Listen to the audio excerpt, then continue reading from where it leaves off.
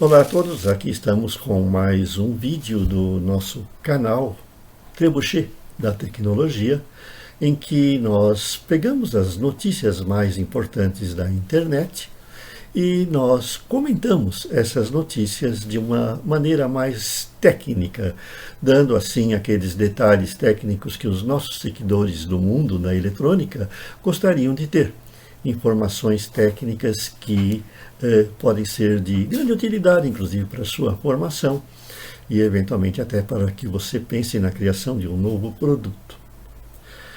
Nossa notícia de hoje vem da Áustria e dos Estados Unidos, onde uma equipe de pesquisadores desenvolveu um sistema de inteligência artificial que ele mimetiza o funcionamento de sistemas nervosos de animais, como por exemplo a minhoca, como por exemplo a lombriga, e em alguns casos nós já vimos também pesquisas em que se acoplou dispositivos eletrônicos no cérebro de baratas e de outros insetos. Qual é a ideia do cérebro neuromórfico? Neuromórfico porque tem a forma dos neurônios. Então, a pesquisa em inteligência artificial tem nos levado a procurar soluções que a natureza já tem, que ela já aplica em animais. Só que é lógico, nós ainda estamos num estágio muito pouco avançado para trabalhar com cérebros complexos, como de animais superiores, mamíferos e até mesmo o homem. Então estamos partindo ainda de animais que têm cérebros muito simples, como por exemplo a minhoca. Sério, até que é uma brincadeira que a gente faz quando a pessoa não é muito inteligente, é chamar ela de cérebro de minhoca, não é isso? Mas a minhoca tem um cérebro. Ela consegue procurar o alimento, ela consegue fugir do perigo, ela consegue sentir temperaturas e sair do local em que está muito quente e procurar locais de temperatura apropriada. Então, no fundo, ela tem um cérebro. Ela tem um cérebro muito rudimentar, mas tem. E o que os cientistas fizeram foi mimetizar esse cérebro, né? Fazer uma estrutura semelhante a esse cérebro, com as mesmas conexões, né? E com isso ter um dispositivo que tenha uma certa inteligência. Quer dizer, é mínima, mas tem uma certa inteligência. Então, os cientistas conseguiram lá fazer um cérebro neuromórfico de minhoca com 12 neurônios apenas, né, porque é tudo muito simples, né, e eles conseguem fazer com que esse cérebro controle o carro. Esse cérebro tem entradas sensoriais, né, e que vão, através dos impulsos ligados às suas entradas, eles conseguem ter reações inteligentes e com isso fornecer na saída sinais que podem ser aproveitados para que você controle, por exemplo, um carro. Então vejam que onde está o segredo disso? O segredo não está no fato de a gente pôr uma minhoca lá para controlar o carro, né?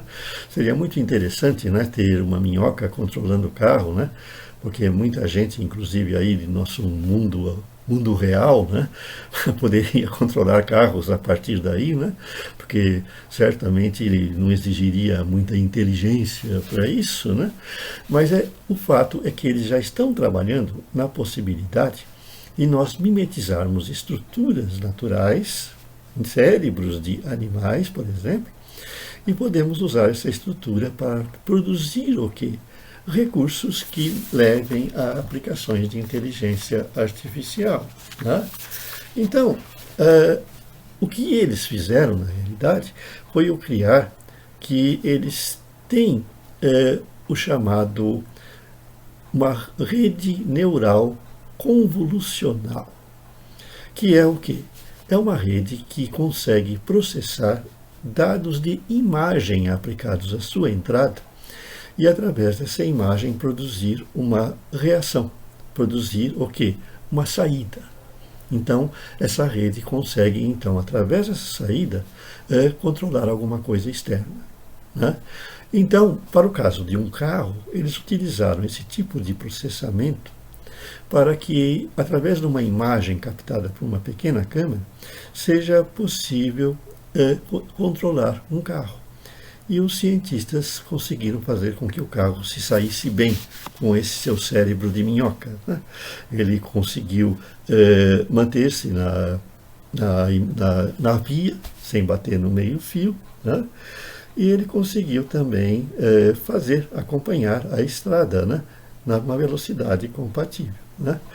Se vocês entrarem aqui embaixo, tem um endereço eletrônico, vocês podem ver a reportagem original em inglês, né? Em que os autores mostram os resultados desse cérebro de minhoca controlando um veículo. Para onde vamos? Vocês sabem que nós podemos integrar uma quantidade muito grande de circuitos num chip. Então, isso significa que nós podemos também integrar no futuro redes neurais muito mais complexas. O importante é saber como essas redes se comportam, porque é através desse estudo do comportamento dessas redes neurais é que talvez no futuro a gente tenha cérebros neuromórficos em chips, né, que sejam capazes de fazer coisas muito mais complexas, inclusive aprender. Por exemplo, esse cérebro de minhoca que nós vimos, ao que parece, ele não tem memória. Isso aí pode ser eventualmente incluído num chip desse tipo. E o que eles não estão bem certos, e provavelmente não ocorre, né? Ele não é capaz de se adaptar a novas situações. O que caracteriza, inclusive, o aprendizado pela experiência, né? Então, os cérebros de certos animais, eles se adaptam às situações. Eles se adaptam a situações e, com isso, eles podem aprender, mesmo sem a necessidade de uma memória. Os neurônios, por incrível que pareça, eu trabalhei com isso na Escola Paulista de Medicina, em que a gente pesquisou a construção de um neurônio eletrônico naquela época, era o nosso neurobiônio, né? Eles têm uma característica. O neurônio não responde aos impulsos sempre da mesma maneira. Ele se adapta.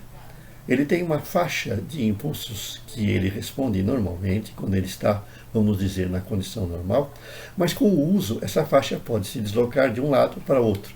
Por exemplo, o neurônio pode, de repente, se adaptar a responder aos impulsos mais fracos e inibir com mais fortes, ou não responder aos mais fracos e só aos mais fortes.